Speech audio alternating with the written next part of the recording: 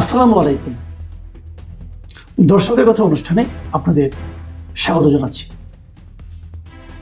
প্রিয় দর্শক, আজকে আমরা গত পরশু রাতে যে ভিডিওটা আমরা আপ করেছিলাম বন্দর ইজারা দেওয়া নিয়ে, বিদেশিদের হাতে বন্দর যে লিজ দেওয়া হচ্ছে সেটা নিয়ে যে কন্টেন্ট করেছিলাম, সেখানে আমরা বলেছিলাম যে বন্দরগুলো বিদেশিদের হাতে দেওয়ার ম্যান্ডেট কে দিয়েছে, আরও কয়েকটা শিরোনাম ছিল। সেই কন্টেন্টের উপর ভিত্তি করে যে মন্তব্যগুলো এসেছে, কমেন্টগুলো এসেছে, দর্শকদের সেই মন্তব্যগুলো নিয়ে আলোচনা করব। শুরুতে বলে নেই, আজকে আমি নিজে বলবো কম, কারণ আমি দেখেছি অনেক দর্শক এই বিষয়টা নিয়ে বেশ গুরুত্বপূর্ণ কিছু মন্তব্য করেছেন এবং সেই মন্তব্যগুলো আপনাদের সঙ্গে আসলে শেয়ার করতে চাই। আমি প্রথমে যে মন্তব্যটা, কমেন্টটা পড়তে চাচ্ছি, সেটা লিখেছেন রমজান আলী। তিনি লিখেছেন, মাসুদ ভাই, আজকের মন্তব্যের জন্য আপনাকে আমি কি বলে যে ধন্যবাদ জানাবো সেই ভাষা আমার জানা নেই। রাজনৈতিক দলগুলোর বসে থাকা উচিত না, এখনই আন্দোলনে নামা উচিত। এরপরে মন্তব্য লিখেছেন মোহাম্মদ মুমিন আহমেদ। তিনি বলেছেন যে আপনারা সব সময় বলেছেন শেখ হাসিনা ভারতের কাছে দেশ বিক্রি করেছে, অথচ একটি চুক্তির মধ্যে কোনোটি প্রমাণ করতে পারেনি এই সরকার। ইউনূস দেশটাকে খেলার মাঠে পরিণত করার জন্য বিদেশিদের হাতে দিয়ে এই দেশ পাকিস্তানের মাঠে পরিণত করার চেষ্টা করছে। এরপরে মন্তব্যটা লিখেছেন রেজাউল হক। শেখ হাসিনা যখন ইউনূসকে নিয়ে কথা বলতো তখন আপনারাই তার সমালোচনা করছেন। এখন তো বুঝতে পারছেন শেখ হাসিনাই ঠিক ছিল। কি বলবো, আমার বলার কিছু নেই। শুভ চৌধুরী লিখেছেন, অসাধারণ বিশ্লেষণ, অসম্ভবভাবে গুছিয়ে ও বুঝিয়ে বলতে পারেন। ধন্যবাদ মাসুদ কুমার ভাই আপনাকে। শুভ চৌধুরী সাহেব, আপনাকে অনেক ধন্যবাদ আমার এই প্রশংসাটুকু করার জন্য। আমি আসলে অতটা পারি না, তবে আমি চেষ্টা করি যে আমি যেভাবে বুঝি সেভাবে আপনাদের সঙ্গে শেয়ার করতে।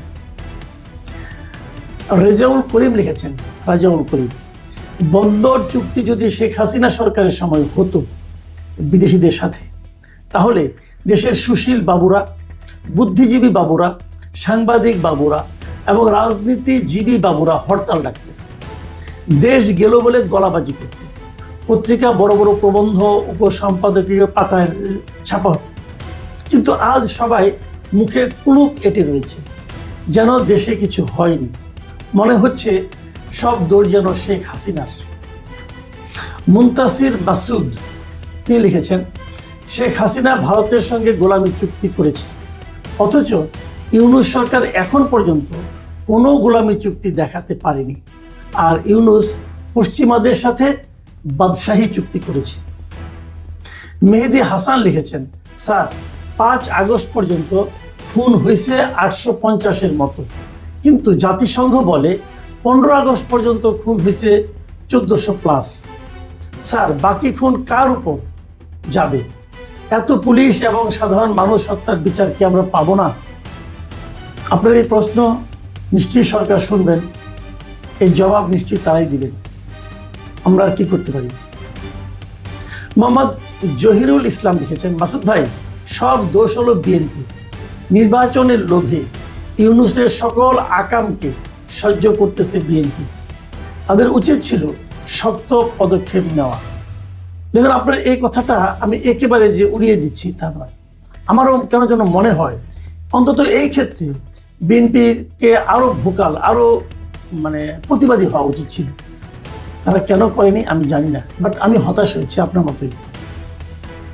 আব্দুল জলিল লিখেছেন, আসসালামু আলাইকুম ভাই, খুবই দুঃখজনক হলেও সত্য, বর্তমান সরকারের এই সমস্ত অপকর্মের বিরুদ্ধে রাজনৈতিক দলগুলো কিছুই বলে না। এরা শুধু ক্ষমতার নেশায় পাগল হয়ে গেছে। এদের কাছে বর্তমান রাজনৈতিক দলগুলোর কাছে দেশ ও দেশের সম্পদ, মানুষ কার কি ক্ষতি হলো দেখার দরকার নাই। এই সরকারের আমলে সমস্ত অপকর্মের দায় বর্তমান রাজনৈতিক দলগুলোকে নিতে হবে। গোলাম ফারুক লিখেছেন, good decision by the government, it will stop the corruption at the port. Golam Faruk সাহেবের অভিমত, ওনার ধারণা সরকার যে সিদ্ধান্ত নিয়েছে পোর্টগুলো ইজারা দেওয়ার, এটা ভালো সিদ্ধান্ত এবং এতে নাকি পোর্টগুলিতে দুর্নীতি কমবে। আমি এই সংক্রান্ত আরেকটা কমেন্ট পড়ি, তারপরে একটু বলি।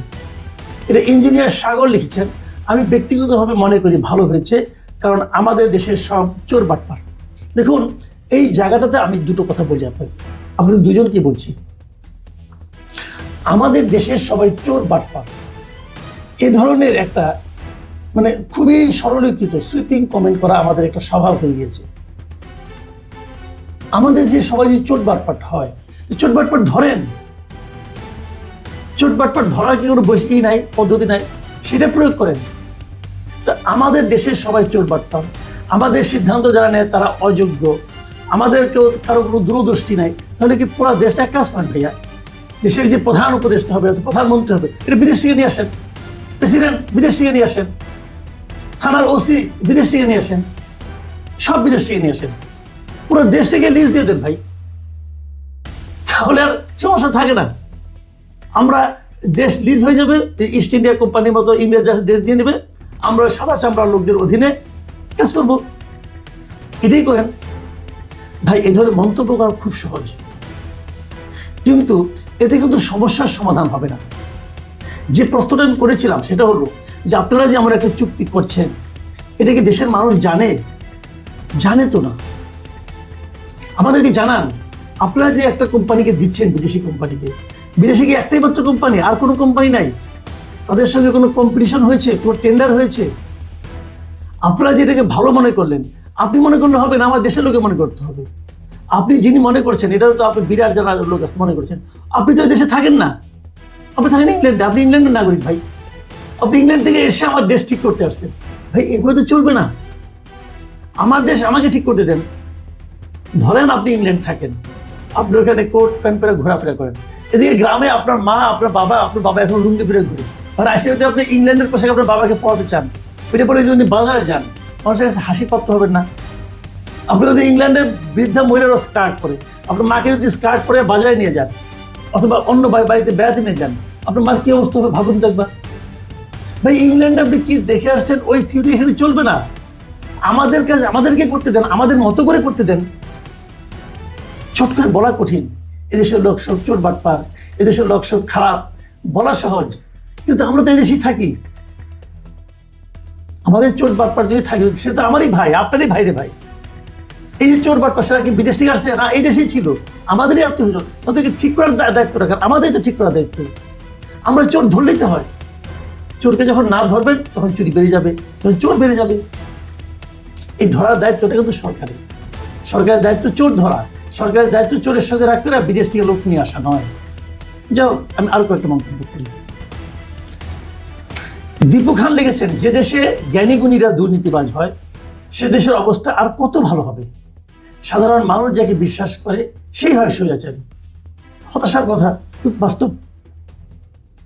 মোহাম্মদ জাকির হোসেন লিখেছেন, 1990 সাল থেকে বিএনপিকে সমর্থন করে আসছি, কিন্তু 2025-এ এসে মনে অনেক কষ্ট লাগছে। কি হচ্ছে? বিএনপি কেন চুপ করে আছে? দেশটা তো বিক্রি হয়ে যাচ্ছে। আল্লাহ আমাদের হেফাজত করেন। মোস্তফা কামাল লিখেছেন, এরা হলো নয়া প্রবাসী ইস্ট ইন্ডিয়া কোম্পানি। এরা বিচার এবং সংস্কার যেমনভাবে করেছে, নির্বাচনটাও ঠিক তেমনই করবেন। হজ বড়, আপনি নিশ্চিন্ত থাকেন। শিলা পারভিন লিখেছেন, অনেক অনেক দোয়া ও অভিনন্দন মাসুদ ভাইয়া। আজকের এই বাংলাদেশের মাটিতে সাধারণ মানুষের কাছে আপনার অবস্থান পরিষ্কার, একেই বলে দেশপ্রেমিক। আপনার কথাগুলো মনে গেঁথে গেছে ভাইয়া, আমার চোখে পানি চলে আসছে।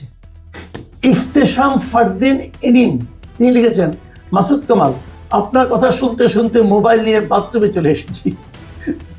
না, এটা করেন না ভাই, এটা করেন না। কেন? আমাদের বাথরুমগুলিতে কিন্তু অনেক ধরনের রোগ জীবাণু থাকে, আর বাথরুমে নিয়ে যাওয়া মানে কেন, বাথরুমে বসে বসে মোবাইলটা দেখেছেন অথবা এই কমেন্টটা লিখছেন।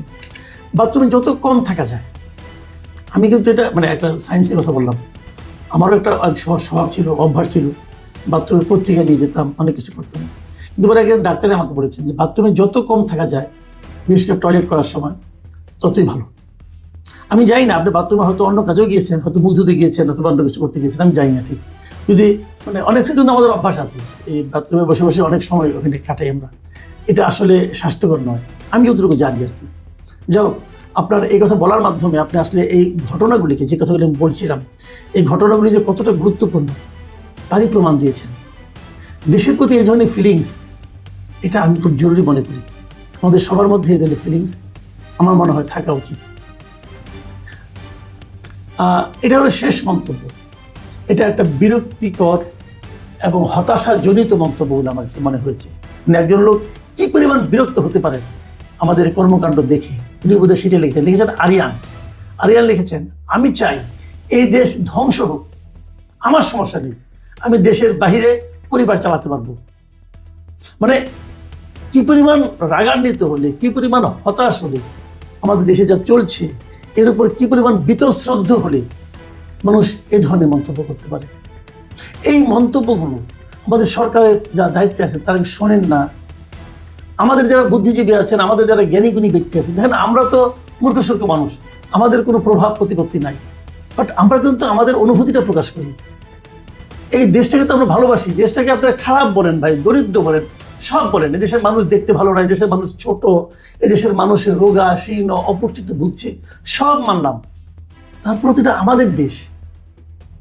আমি এই দেশটা ফেলে কোথায় যাব বলেন?